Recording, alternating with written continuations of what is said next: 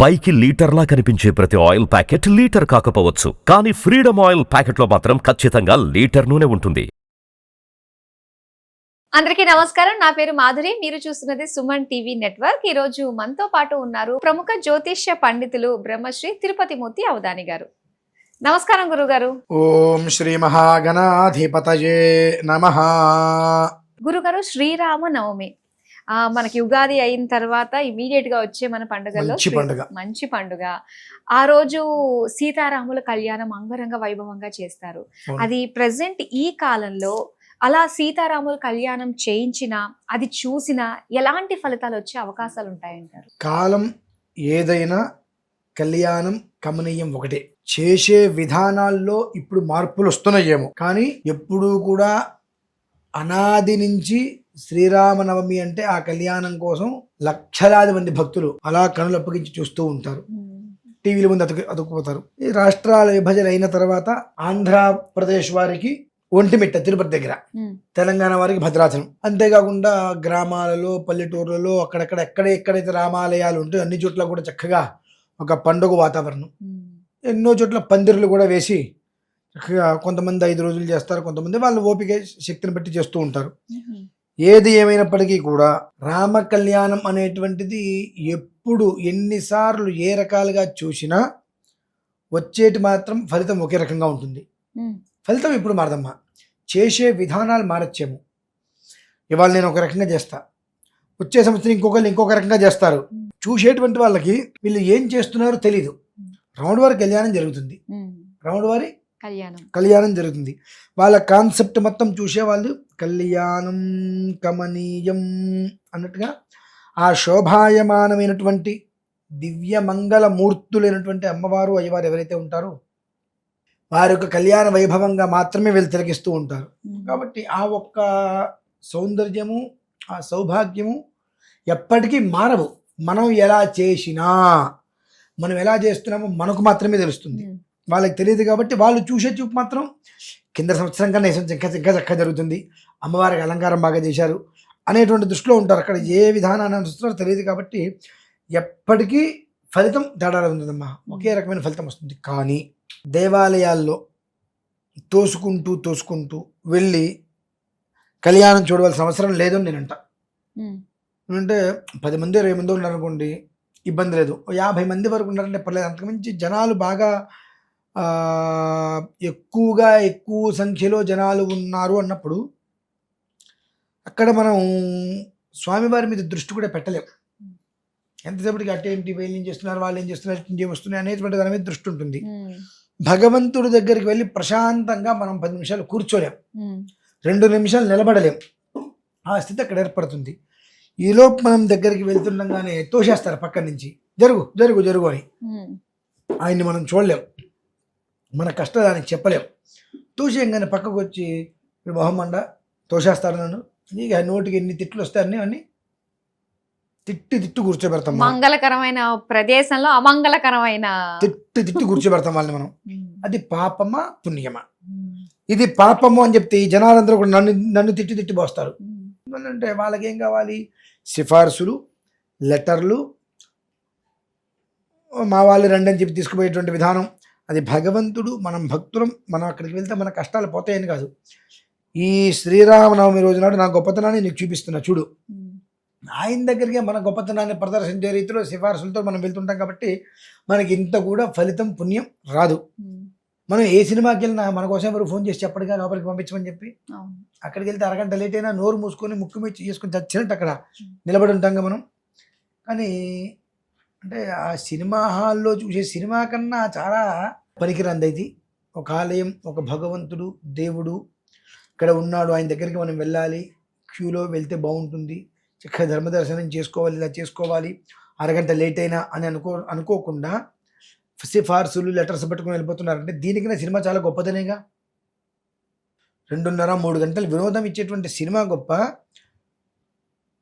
3 జన్మల పాటు నీ జీవితాన్ని ధరించేటువంటి దేవాలయం గొప్ప. ఇది మనం తెలుసుకోవట్లేదమ్మా. ఇది తెలుసుకోగలిగితే మనం చేస్తున్నది ఏంటి, చేసేది ఏమిటి అనేటువంటి విషయం తెలిసిపోతుంది. అది ఆ రోజునాడు రోడ్లు పడి తిరిగేదానికన్నా, ఆ పందిరి ఈ పందిరి అక్కడికి వెళ్ళి కూర్చోవడం కన్నా ఇంట్లో మీరు చేసుకుంటంట. ఉమ్, పందిరిలో వెళ్తారు, 500, 1000, 2000, 3000 ఆ ఏరియాలో ఒక పందిరి పెడితే ఉమ్, 10 మంది డబ్బులు కడతారు. ఉమ్, ఉదయం 10 గంటలకి ప్రారంభం అంటాం. ఉమ్, ఇందులో ఎవరో ఒకళ్ళిద్దరు రారు టయానికి. ఉమ్. కళ్యాణం ఆపుతున్నారా, మొదలు పెడుతున్నారా? వెయిట్ చేస్తారు కదా కొంతమంది వల్ల. అక్కడ రాముడి వారి కళ్యాణం అనేటువంటి దానికి ఎవరు ముందు రావాలి, ఎవరి గురించి ఎవరు వెయిట్ చేస్తున్నారు, ఎవరు వెయిట్ చేయాలి, ఎవరి గురించి ఎవరు వెయిట్ చేస్తున్నారు, దానివల్ల మనకు పుణ్యం వస్తుందా పాపం వస్తుందా? ఆయనకు పెద్దవాడు అంటే ఎవరికి పెద్ద? ఉమ్, ఆయన భార్యకి ఆయన పెద్దేమో, బయట ఇంట్లోకి వెళ్తే ఆయన భార్య కూడా ఆయన చిన్నే, ఇంకెవరికి పెద్ద? భగవంతుడికి అందరూ చిన్నే. మరి 10 గంటలకు మొదలుంటే 10 నిమిషాలు ముందు వచ్చి నువ్వు కూర్చోగలగాలి, రావట్లేదు కదా. అటువంటి చోట మిగిలిన 8 మంది నివార గట్టిగా దాన్ని వాదించలేకపోతున్నారు కాబట్టి వాళ్ళ దోషం అదంతా. ఉమ్, అటువంటి పాపాలు మూట కట్టుకోవడం కన్నా ఉమ్, ఆ ఇంట్లో చేసుకోవటం చాలా శ్రేయోదాయకం. ఉమ్, సుభిక్షం, సౌభాగ్యం, సౌభ్రాతృత్వం, సౌమంగళ్యం ఇన్ని కూడా నీ ఇంట్లో ఆ రామచంద్రమూర్తి స్వామి వారి విగ్రహాన్ని పెట్టుకొని, ఫోటో పెట్టుకొని, ఉమ్, తులసిమాలతో, పచ్చకర్పూరం దండతో, ఇలాచి దండతో ఆయన్ని అలంకారం చేసుకొని అక్కడ చక్కగా ఈశ్వరుడిగా చెప్పింది ఉమ్, శ్రీరామ రామ రామేతి రమే రామే మనోరమే సహస్రనామ తత్తుల్యం రామ నామ వరానని అని చెప్పింది ఎవరు? ఈశ్వరుడు. చక్కగా అక్కడ కూర్చొని కళ్యాణం పూర్తయ్యే వరకు భద్రాచలంలో ఆ టీవీ పెట్టుకొని చక్కగా సౌండ్ తగ్గించి విజువల్స్ చూస్తూ రామనామాన్ని జపిస్తూ, ఆ రామనామాన్ని జపిస్తూ ఆ విజువల్స్ చూసుకుంటూ చక్కగా ఇక్కడ 2 నక్షత్రాలు తులసిదళం వేసుకుంటూ అర్చన చేసుకొని అక్కడ నైవేదన పెట్టేదానికన్నా ముందు ఇక్కడ శుభ్రంగా ఇంట్లో నివేదన పెట్టేసుకొని ఆ హారతి మంత్రం విశ్వచ ప్రసాదం తీసుకోగలిగితే అప్పటికి ఆ రాముడు వారి అనుగ్రహం మీకు వచ్చినట్టే. ఎందువలన అంత భక్తి, అంతమంది భక్తుల మధ్యలో మీరు వెళ్తే మిమ్మల్ని ఆయన చూడగలరా? ఉమ్, మీరు ఆయన సరిగ్గా చూడగలరా? ఉమ్, ఈ రెండూ కుదరవు. అటున్నప్పుడు అక్కడికి వెళ్ళటం దానికి తోసుకుంటూ వీళ్ళని తిట్టి కోపాన్ని ప్రదర్శన చేసి పాపాన్ని మూడకట్టుకోవడానికి అవసరం అంటది ఉమ్. అక్కర్లా. కాబట్టి ఇంట్లోనే ఆదౌరమతపోవనాభిగమనం హత్వా మృగం కాంచనం వైదేహీ హరణం జటాయు మరణం సుగ్రీవ సంభాషణం వాలీ నిగ్రహణం సముద్రతరణం లంకాపురీదాహనం పశ్చాద్రావణ కుంభకర్ణ హననం ఏతద్ధి రామాయణం అనుకుంటూ చక్కగా రాముడు వారికి సంబంధించిన అనేక స్తోత్రాలని పారాయణ చేసుకుంటూ నేను మీకు ఒక ఫోటో పంపిస్తా. ఉమ్, ఆ ఫోటో ప్రతి ఇంట్లో పెట్టుకొని కావాలి అనుకున్న వాళ్ళకి రికార్డు చేసి 1 నిమిషం మంత్రం రికార్డు చేసి పంపిస్తాను. ఆ రికార్డు చేసిన మంత్రాన్ని రాముడి వారి కళ్యాణం మొదలైన దగ్గర నుంచి పూర్తయ్యే వరకు ఒక ఇంట్లో ఆ మంత్రాన్ని వింటూ రామనామం స్మరిస్తూ ఇక్కడ ఈ చిత్రపటం దగ్గర చక్కగా తులసిదళం ఒక్కొక్కటి వేసుకుంటూ రామవారి కళ్యాణం తిలకించండి. ఉమ్, చక్కటి సౌభాగ్యములన్నీ కూడా మనల్ని వెతుక్కుంటూ మన ఇంటి ముందుకు వచ్చి కూర్చుంటాయి. అంతకు మించిన కావాల్సిన సిరి సంపదలు సౌభాగ్యానికి ఏమున్నాయమ్మా? ఉమ్, కంటి నిండా నిద్ర, కంటి నిండా సంతోషం, చేతి నిండా పని, చేతి నిండా సంపాదన, కడుపు నిండా భోజనం, అర్థం చేసుకునేటువంటి మనిషి, మన కోసం ఆలోచించేటువంటి శ్రేయోభిలాషులు, ఈ 4-5 మన దగ్గర ఉన్నప్పుడు ఎలాంటి రోగము లేదంటే అంతకు మించినటువంటి కోటీశ్వరుడు ఉంటాడు భూమి మీద. ఉమ్, అంతకు మించి ఇంకేం కావాలమ్మా? కాబట్టి ఆ విధానాన్ని ఆచరించగలిగితే ప్రశాంతంగా ఉంటుంది. గుళ్ళకి గోపురాలకి వెళ్ళొద్దు అని చెప్పట్ల, ఆ రోజు అవసరం లేదంటున్నా. ఉమ్, అంతమందిలో ఆ రోజు నాడు స్వామివారిని దర్శనం చేస్తే అమోఘమైనటువంటి పుణ్యం వచ్చేసి కోట్ల రూపాయలు వైకుంఠం నుంచి పడతాయా? చాలా మంది అలా అనుకుంటారు కదండి. ముఖ్యంగా ఆ రోజున దర్శించుకున్నట్లయితే మన కష్టాలు తీరిపోతాయి అని చెప్పేసి అంటూ ఉంటారు. తొక్కిసలాట కూడా అలాంటి ముఖ్యమైన రోజుల్లోనే ఎక్కువ అవుతూ ఉంటాయి. మన అంధభక్తి, మూఢ నమ్మకం, ఉమ్, అదంతా మూఢ నమ్మకం. అంటే అంతకుముందు ఆయన రాముడు వారు కదా, ఆ తర్వాత ఆయన రాముడు వారు అక్కడ ఉండట్లేదా? ఉమ్, ఆ రోజుకి ఏంటి శ్రీరామనవమి, భద్రాద్రిలో నిత్య కళ్యాణం చేస్తుంటారు. శ్రీరామనవమికి విశేషంగా చేస్తారు. అన్ని దేవాలయాల్లో నిత్యం జరగదు కాబట్టి ఆ రోజు నాడు చేస్తారు. ఉమ్, ముందు రోజు వెళ్ళు, దర్శనం చేసుకో, నాయన రామక్షేమమాను వచ్చి. అవతల రోజు వెళ్ళు, కళ్యాణం రోజు వెళ్ళకు, అవతల రోజు వెళ్ళు, నాయన సంతోషమా అని చెప్పు వచ్చి. ఆయన నీ సంతోషాన్ని నీ క్షేమాన్ని కోరుతారు. కానీ ఈ రోజు నాడే దర్శనం చేసుకుంటే అమోఘమైన యోగము భోగము భోగ్యాలన్నీ వస్తాయని చెప్పి తొక్కిసలాటు వెళ్ళి వాణ్ణి తిట్టి వీణి తిట్టి వాణ్ణి తోసి వీణ్ణి తోసి రకరకాల మాట్లాడుకొని కొంపలోకి వచ్చి వాణ్ణి తిట్ట వీణి తిట్ట దీనివల్ల మనకు పుణ్యం సంప్రాప్తమవుతుందా పాపం సంప్రాప్తమవుతుందా అనేటువంటిది మన విజ్ఞతగా మనం తెలుసుకోవాలి. అదమ్మా విషయం. అలానే గురుగారు ఇంకా రామ కళ్యాణం అయిన తర్వాత అక్షింతలు మనం ఇంట్లో పెట్టుకుంటే మనకి సిరి సంపదలు వస్తాయని, పెళ్లి కాని వాళ్ళు నెత్తిన వేసుకున్నట్లయితే తొందరగా పెళ్లి అవుతుందని చెప్పేసి అంటూ ఉంటారు. దీనికి మీరేమంటారు? ఇందాక ఒక శ్లోకం కూడా మనం చెప్పుకున్నాం, ఆదౌ రామ తపోవనాభిగమనం అని చెప్పి. బుద్ధి కర్మానుసారేణ ఎలా ఉంటుందంటే అమ్మా, రాముడు వారి యొక్క మంత్రాక్షతలు మన శిరస్సు మీద పడాలి. అందులో ఎలాంటి దోషము లేదు, ఎలాంటి సందేహము కూడా లేదు. అవి ఇంట్లో పెట్టుకుంటేనే వివాహం అవుతుంది, నెత్తి మీద వేసుకుంటేనే వివాహం అవుతుంది అనేటువంటిది మన ఒక్క అపోహ. మనం పెట్టుకుంది అదంతా. మనం కళ్యాణ అక్షతలు అందరి మీద చల్లుతారు. ఎందువలన?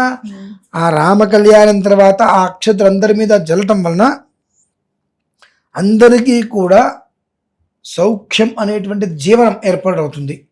అంటే సుఖవంతమైన జీవితం ఏర్పాటు కావాలి. రాముడు వారి అనుగ్రహంతో అందరి మీద చెల్లుతారు. ఎవరో ఒక పక్కన కూర్చున్న వాళ్ళు, కింద సంవత్సరం నేను అక్షతలు తీసుకెళ్ళాను, మా మనవరాలు నెత్తి మీద వేశాను, వెంటనే పెళ్ళైపోయింది. అవ్వచ్చు కాక తప్పు లేదు, అనుగ్రహం అలా వచ్చింది అయింది. ఆ మాట ఈయన అనగానే ఇది ఎవరో వింటారు, మాకు కూడా కాసిన నక్షత్రం ఉండి, మాకు కూడా కాసిన నక్షత్రం ఉండి. ఇలా దీనివల్ల ఏమవుతుంది అంటే ఒక ప్రమాణం లేని విషయం అన్ని వైపులా పాకుతుంది. పోనీ ఆ అక్షతుల్ని మనం ఇంటికి తీసుకెళ్ళినప్పుడు వాటిని ఎంత జాగ్రత్తగా మనం పెట్టుకుంటామా? లేదు. ఇంటికి తీసుకెళ్తున్నాం, నెత్తి మీద వేస్తున్నాం, ఇక అంతే అయిపోయింది. దానికి ఇంటికి తీసుకెళ్తే ఏ విధానంలో పెట్టుకోవాలి, ఎలా వాటిని పెట్టాలి, ఇంటికి వెళ్ళిన తర్వాత వాటికి చేయవలసిన అర్చనలు ఏంటి, ఆరాధనలు ఏంటి, ఇవన్నీ మనం ప్రయత్నం చేస్తున్నామా? లేదు. ఏంటమ్మా ఇదంతా? కొన్ని ఎక్కడి నుంచి వచ్చినాయి, అనాదిగా వచ్చినాయి. ఓకే, పిల్లల్ని తీసుకురండి, అక్కడే స్వామివారి ముందు అక్షతలు వేయించండి, బాగానే ఉంటుంది. అది ఆ రోజేని కాదమ్మా, ఆ అక్షతలు శిరస్సు మీద పడాలి. అది ఆ మర్నాడు 9 రోజులు ఉంది శ్రీరామనవమి నవరాత్రులు. ఆ 9 రోజులలో ఏదో ఒక రోజు స్వామివారి చేత అక్షతలు వేయించు, గుళ్ళోకి తీసుకెళ్ళి ఆ రోజు తీసుకెళ్ళి వేయించాలి. అసలు ఆ రోజు తీయకూడదు. కళ్యాణం చేసిన సాయంత్రం మళ్ళీ అర్చన ఉంటుంది, అది అయ్యే వరకు అవి తీయకూడదు. ఎంతమంది అమ్ముతున్నారు ఇక్కడ పందిరులు అవ్వగానే ఇటు తలంబరాలు గుప్పిడి తీసుకుపోతూ ఉంటారు. అక్షతలు అంటే ఎలా వేయాలి, దానికి ఒక ప్రమాణం ఉంది. ఎలా పాదుకల మీద స్వామివారి దగ్గర ఎలా వెయ్యాలి, ఎలా తలంబరాలు పొయ్యాలి, అక్షతలను ఎలా తీసుకోవాలి, ఎలా ఇవ్వాలి ఏంటి అని ఒక ప్రమాణం ఉంది. ఏం ప్రమాణం ఆశిస్తున్నాం మనం? గుప్పెడికి ఏం తోస్తే అది పట్టుకుంటున్నాం, వచ్చేస్తున్నాం. వాళ్ళు తీసుకెళ్ళి అక్షతల కన్నా కింద పడేవి తొక్కేవి ఎక్కువ ఉంటాయి. మరి ఇది పాపమా పుణ్యమా? మనం పుణ్యం వస్తుందని ప్రయత్నం చేసి మొత్తం నాకే కావాలనే ఉద్దేశంతో అలా పట్టుకొని వస్తుంటే చేతి కింద పట్టేవి కింద పడుతున్నాయి. నీ కర్మో, నీ యోగమో, నీ దౌర్భాగ్యమో, నీ దరిద్రమో, ఆ 5 కింద పడ్డ 5 గింజల్లో శక్తి ఉందేమో, అవి కింద పసుకొని వచ్చేస్తున్నావు. అది 10 మంది తొక్కుతారు, ఆ దరిద్రం అంతా నీకు రావట్లా. అందుకని దోషులు పట్టండి, అయ్యా నాకు ఇవ్వండి. ఆ 2 గింజలు వేస్తారు, ఆ 2 గింజలు ఇంట్లో చక్కగా దేవుడి దగ్గర పెట్టుకోండి. ఈ 9 రోజులలో ఏదో ఒక రోజు తీసుకొచ్చి ఆ స్వామి గురువు తీసుకెళ్ళి అర్చక స్వామి వారి ద్వారా 2 అక్షతలు శిరస్సు మీద వేయించండి, చాలు. అంతకన్నా కావాల్సింది ఏంటండి? అదేనండి. మరి పోటీగా వెళ్ళిపోయి మనం మనకే దక్కాలి ఆశీర్వాదాలన్నీ అనుకోవడం కంటే అంటే నిదానంగా భక్తితోటి మనం చేసుకుంటే స్వామివారి అనుగ్రహం మన పైన ఎప్పుడూ ఉంటుంది. ఖచ్చితంగా ఉంటుంది. చాలా చక్కగా తెలియజేసినందుకు ధన్యవాదాలు.